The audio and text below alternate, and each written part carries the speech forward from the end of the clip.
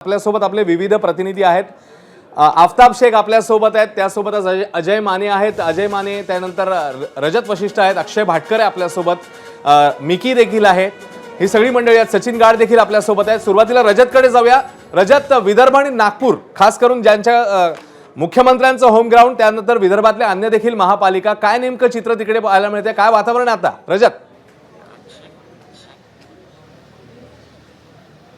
अश्विन, ज्या पद्धतीने काल मतदान झालेलं आहे, कुठेतरी मतदान जो आहे तो कमी झाल्याचं चित्र दिसून येत आहे। नागपूरमध्ये फक्त 51% मतदान झालं आहे, तर अमरावती, अकोला आणि चंद्रपूर या ठिकाणी पण 53-54% जास्त मतदान झालेलं नाही आहे। त्यामुळे अगदी अंदाज लावणं कठीण आहे। मात्र ज्या पद्धतीने मुंबई असेल, पुणे असेल, त्याच पद्धतीने भाजप आणि भाजपसोबत शिवसेनेची युती जी आहे ती नागपूर संदर्भात कॉन्फिडंट आहे। त्यांना असं वाटतंय की नागपूरमध्ये गेल्या 3 टर्मपासून भाजपची सत्ता आहे आणि भाजप आणि शिवसेनेने मिळून या ठिकाणी निवडणूक लढवलेली आहे।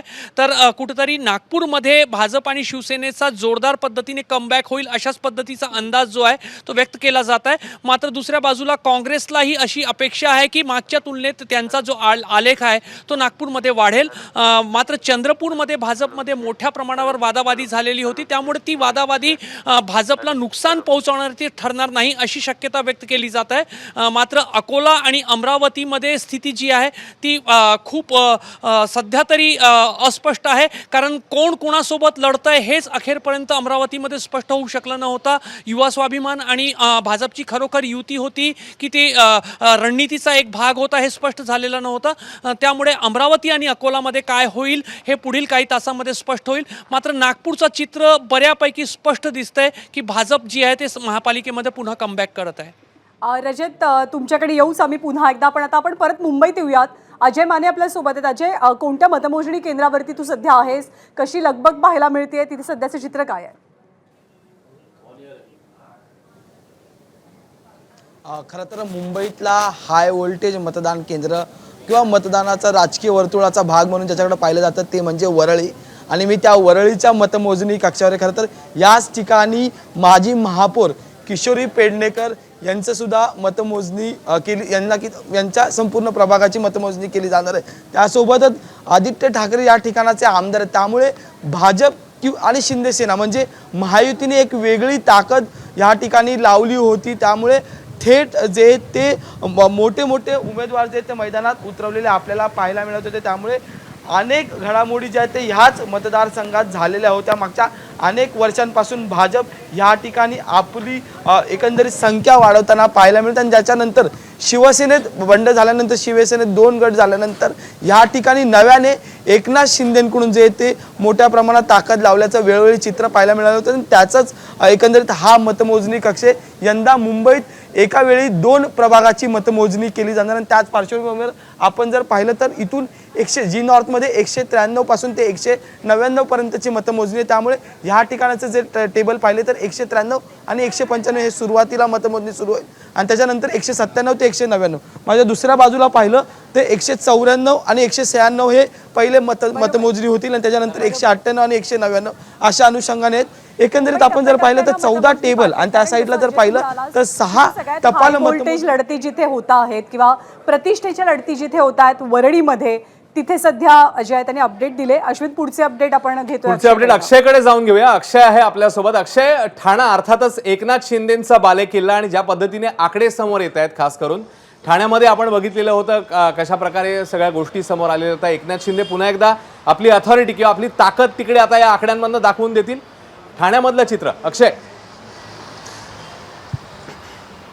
ज्या प्रकारचं वोटिंग झालेलं आहे त्यामध्ये जास्त काही फरक झालेला नाही आहे। म्हणजे 2017ला जे पर्सेंटेज होते त्याच प्रमाणामध्ये यावर्षी देखील पर्सेंटेज दिसून येत आहेत, आणि ज्यावेळी सेम पर्सेंटेज असतं त्यावेळी कुठेही बदल घडत नाही असं साधारण एक चित्र असतं। त्यामुळे ठाण्यामध्ये पण 55% मतदान झालेलं आहे। जर मीरा भाईंदरमध्ये सगळ्यात कमी मतदान झालेलं आहे, तेवढं 48% मतदान त्या ठिकाणी झालेलं आहे।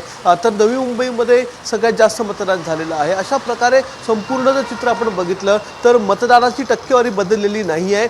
मतदानाची टक्केवारी ही 48 ते 57% मध्ये आहे पूर्ण ठाणे जिल्ह्यामध्ये. ठाण्याचा स्पेसिफिकली विचार केला तर ठाणे शहरामध्ये देखील जर आपण विचार केला तर इथे युती होती आणि युतीमध्ये ही ठाणे महानगरपालिकेवर पुन्हा एकदा युतीची सत्ता होईल आणि शिवसेनेचा महापौर बसेल अशी संपूर्ण तयारी एकूणच झालेली आहे. त्यापैकी देखील 6 सीट ज्या आहेत त्या आधीच बिनविरोध निवडून आलेल्या आहेत. कल्याण डोंबिवलीमध्ये 20 सीट ज्या आहेत त्या ऑलरेडी बिनविरोध निवडून आलेल्या आहेत. त्यामुळे उर्वरित जागांचा निकाल बाकी आहे. आता त्यामध्ये देखील कोण पुढे जाणार म्हणजे भाजप आणि शिवसेना यांची जी कट फाईट त्या ठिकाणी होती. त्यामुळे जर भाजपच्या जास्त सीट्स आल्या तर अंतर्गत कुरघोडीमध्ये खूप त्या ठिकाणी भाजप आणि शिवसेनेचा वाद होता आपल्याला माहितीच आहे. त्यामुळे त्या ठिकाणी कोणाचा महापौर बनणार हे अजूनही निश्चित नाही आहे. पण शिवसेना जास्त जागा लढत होती.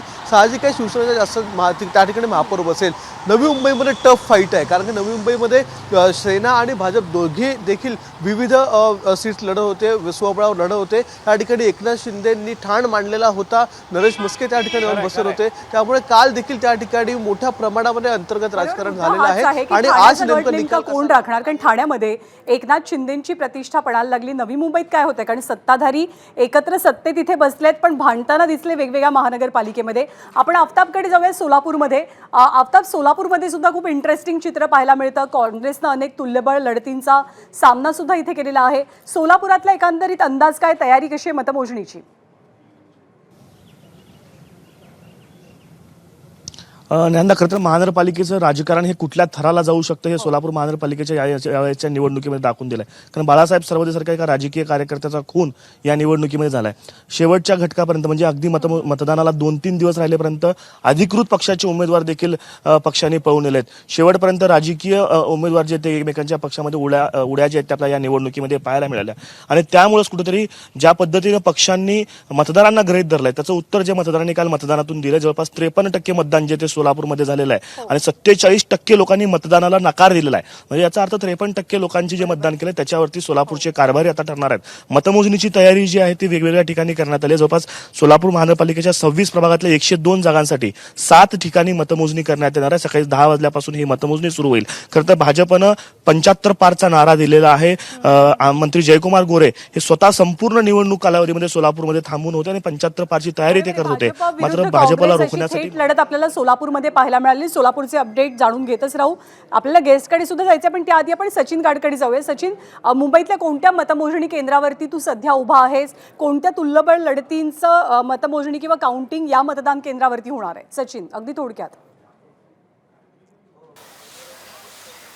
ज्ञानराज, सध्या मी दहिसर परिसरात आहे जिथे मुंबईच्या प्रभागांची सुरुवात होते. 1 ते 8 प्रभागांचं इथे मतमोजणी होणार आहे आणि आपण बघतो की तयारी ही अंतिम टप्प्यात आलेली आहे. एका वेळेला 2 उमेदवारांचं मतदान होईल, काउंटिंग होईल आणि म्हणून 2 वेगवेगळे भाग करण्यात आले जेणेकरून 2 पक्षांचे कार्यकर्ते समोरासमोर येणार नाहीत. हा जर संपूर्ण दहिसरचा पट्टा बघितला तर इकडे घोसाळकरांची प्रतिष्ठा पणाला लागलेली आहे कारण प्रभाग क्रमांक 2 मधून स्वतः तेजस्वी घोसाळकर या मैदानात आहेत. अगदी निवडणुकीच्या 1 महिन्यापूर्वी त्यांनी ठाकरे गटाला सोडचिठ्ठी देत भाजपमध्ये प्रवेश केला होता. विकासासाठी जातोय आपण असा त्यांनी दावा केला होता. मात्र त्यांनी अगदी शेवटच्या क्षणी पक्ष सोडल्यामुळे ठाकरे गटाने त्यांच्यावरती टीका केली. अभिषेक घोसाळकर यांचा फोटो देखील न वापरण्याचं आवाहन त्यांना करण्यात आलं होतं. एवढंच नव्हे तर प्रभाग क्रमांक 7 मधून विनोद घोसाळकर यांचे पुत्र सौरभ घोसाळकर हे देखील मैदानात आहेत. 7 प्रभाग क्रमांकून ते उभे आहेत. तर आपण बघितलं तर प्रभाग क्रमांक 3 मध्ये प्रतिष्ठा एक प्रकारे इथे पणाला लागलेली आहे. इमोशनल लढती इथे आपल्याला पाहायला मिळतात. तेजस्वी घोसाळकर विरुद्ध धनश्री कोलगे अशी एक तुल्यबळ लढत इथे होणार आहे. तुम्हाला सगळ्यांकडनं वेळोवेळी आपण अपडेट जाणून घेतच आहोत. एबीपी माझा, उघडा डोळे बघा नीट.